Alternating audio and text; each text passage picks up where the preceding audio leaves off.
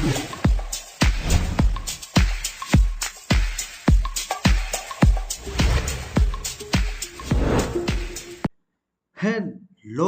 आज का हमारा टॉपिक है हाइपोग्लाइसेमिक एजेंट, जिसमें सबसे पहले हमने बात किया सल्फोनिल यूरिएस के बारे में, जो कि आता है ATP sensitive potassium channel modulators में। उसके बाद हमने बात किया मेग्लीटिनाइड कैटेगरी के बारे में। अब हम बात करने वाले हैं आज बिग गुआनाइड्स के बारे में। अगर हम बात करते हैं बिग गुआनाइड्स की, तो इसमें 3 ड्रग आती हैं, जिसमें फर्स्ट है मेटफॉर्मिन, सेकंड है फेनफॉर्मिन, थर्ड है बुफॉर्मिन। बात करें अगर फेनफॉर्मिन और बुफॉर्मिन की, तो ये मार्केट से रिमूव हो गई हैं। क्यों? क्योंकि ये लैक्टिक एसिडोसिस कॉज करती थी, जिस वजह से इनको मार्केट से रिमूव कर दिया गया। करेंटली जो अवेलेबल बिगुआनाइड्स है वो मेटफॉर्मिन है। ओके, नेक्स्ट हम बात करते हैं मैकेनिज्म ऑफ एक्शन की।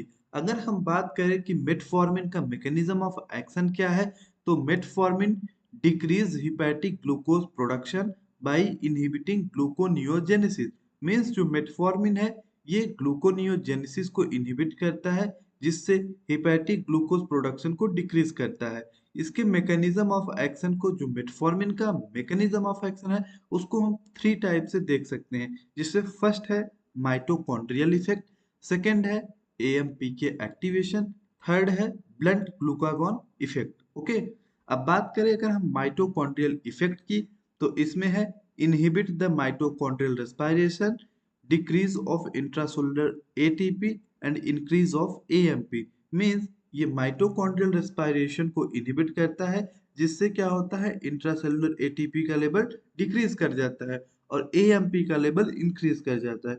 अब ये जो इंक्रीज एएमपी है, ये क्या करता है, एएमपी काइनेज का एक्टिवेशन करता है। मींस एएमपी के activation, increase AMPK activity leads to the increased hepatic fatty acid oxidation, increased glucose uptake, increased non-oxidative glucose metabolism, decreased lipogenesis, decreased gluconeogenesis। Okay, next point है हमारा blunt glucagon effect. Means जो glucagon होता है वो gluconeogenesis के through glucose का production करता है। ओके, बट जो मेटफॉर्मिन होता है ये इनहिबिट करता है conversion of lactate and glycerol to glucose. Means जो लैक्टेट और ग्लिसरॉल से ग्लूकोज का कन्वर्जन होता है उसको मेटफॉर्मिन इनहिबिट करता है। Okay, next point, most of the pharmacologic effect of metformin are mediated in the liver with little effect on glucose metabolism or insulin sensitivity in skeletal muscle। Means जो most of the इसका pharmacological effect होता है metformin का, वो liver में होता है, और जो ग्लूकोज मेटाबॉलिज्म और इंसुलिन सेंसिटिविटी है होती है स्केलेटल मसल में, उसमें इसका लिटिल इफेक्ट होता है। ओके, मेजॉरिटी ऑफ इसके एक्शन जो होते हैं वो लीवर में देखने को हमें मिलते हैं। नेक्स्ट हम बात करेंगे एडीएमई प्रोफाइल के बारे में। अगर हम बात करें मेटफॉर्मिन के एडीएमई की, तो metformin is absorbed primarily from the small intestine with A bio availability of 70 to 80%। Means जो मेटफॉर्मिन का एब्जॉर्प्शन होता है वो स्मॉल इंटेस्टाइन से होता है और उसकी बायो अवेलेबिलिटी जो है वो 70 to 80% होती है। Okay, next point, peak concentrations after N oral dose occurs at about 2 hours। Means इसका जो पीक कंसंट्रेशन होता है ओरल डोज के बाद, वो 2 hours के बाद हमें देखने को मिलता है। The drugs plasma T half is 4 to 5 hour। Means इसका जो प्लाज्मा टी हाफ होता है वो 4 to 5 hour होता है। Okay, next point, the drug does not bind to the plasma proteins and is excreted unchanged in the urine. Means ये जो metformin होता है वो प्लाज्मा प्रोटीन से बाइंड नहीं करता है। बात करें अगर हम पहले जो बात की है हमने सल्फोनिल यूरियस के बारे में, तो वो highly plasma protein bound drug है, जिसमें क्या होता है 90 to 99% वो प्लाज्मा एल्ब्यूमिन से बाइंड करता है। Okay, next point, the transport of metformin into hepatocytes is mediated primarily bye OCT1। Means जो हिपैटोसाइट्स में मेटफॉर्मिन का ट्रांसपोर्ट है वो OCT1 के थ्रू होता है, जिसका फुल फॉर्म होता है organic cation transporter 1। Okay, next point, renal Uptake is mediated by OCT2, means इसका जो रीनल अपटेक हो वो OCT2 के थ्रू मीडिएटेड होता है, जिसका फुल फॉर्म वही सेम है, organic cation transporter 2। Okay. Next point, export into the urine is by MATE12, means इसका जो यूरिन में एक्सपोर्ट होता है वो MET12 के थ्रू होता है, जिसको multi drug and toxin extrusion proteins बोलते हैं। Okay. Next point, based on the pharmacokinetics of the common immediate release form of metformin, it is now recommended for twice daily administration at a dose of 0.5 to 1 gram। Means जो इसकी immediate release form होती है उसकी pharmacokinetic के basis पे ये recommend किया जाता है कि इसको हम 0.5 टू 1 ग्राम डेली एडमिनिस्ट्रेशन करें, twice means 2 bar daily. Okay. Next point, a sustained release preparation is available for once daily dosage starting at 500 mg daily।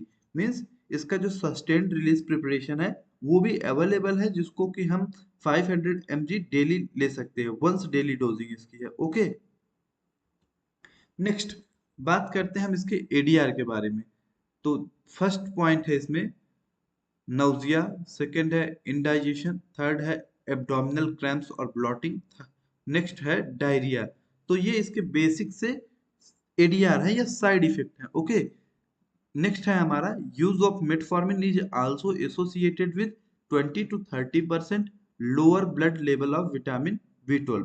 Means जो मेटफॉर्मिन है उसको अगर कोई पेशेंट ले रहा है तो उसको क्या हो सकता है, विटामिन B12 की डिफिशियंसी हो सकती है। ओके। ये इंपॉर्टेंट पॉइंट आ जाता है कि विटामिन B12 की डिफिशियंसी होती है। ओके। बात करें अगर हम मेटफॉर्मिन के ड्रग इंटरेक्शन की, तो इसमें फर्स्ट पॉइंट है metformin should not be used in patients with severe pulmonary disease, decompensated heart failure, severe liver disease और क्रोनिक एल्कोहल एब्यूज। मीन्स इन कंडीशंस में हम मेटफॉर्मिन को यूज नहीं करते हैं। Okay. Next point, cationic drugs that are eliminated by renal tubular secretion have the potential for interaction with metformin by competing for the common renal tubular transport system। Means जो cationic drug है वो metformin के साथ interaction करते हैं। क्यों करते हैं वो? बिकॉज ये शेयर करते हैं common renal tubular transport system. Okay. Next point है adjustment of metformin is recommended in patient who are taking cationic medication such as cimetidine, furosemide and nifedipine. Next point में क्या करना चाह रहे हैं कि जो अगर मेटफॉर्मिन को हम कैटानिक ड्रग्स के साथ लेते हैं, कैटानिक ड्रग्स के एग्जांपल क्या है, सिमिटिडिन, फ्यूरोसेमाइड एंड निफेडिपिन, तो क्या होगा, जो मेटफॉर्मिन का डोज है उसका डोज एडजस्टमेंट की नीड होगी। ओके। तो ये हमारा रहा आज का टॉपिक जो कि था बाइगुआनाइड्स। अब हम नेक्स्ट वीडियो में बात करेंगे थायाजोलिडिन डाइओन्स के बारे में। Okay. Thank you for watching the video. अगर वीडियो आपको अच्छा लगा तो वीडियो को लाइक करें, हमारे चैनल को सब्सक्राइब करें और इस वीडियो को अपने फ्रेंड्स को भी शेयर करें, जिससे ज़्यादा से ज़्यादा लोग इस वीडियो का बेनिफिट ले सकें। अगर इस टॉपिक से रिलेटेड आपको अभी भी कोई डाउट है, क्वेरी है, तो आप अपने क्वेरी को, डाउट को कमेंट बॉक्स में कमेंट कर सकते हैं। मैं आपके डाउट को, क्वेरी को, कमेंट को दूर करने की पूरी कोशिश करूंगा। Thank you.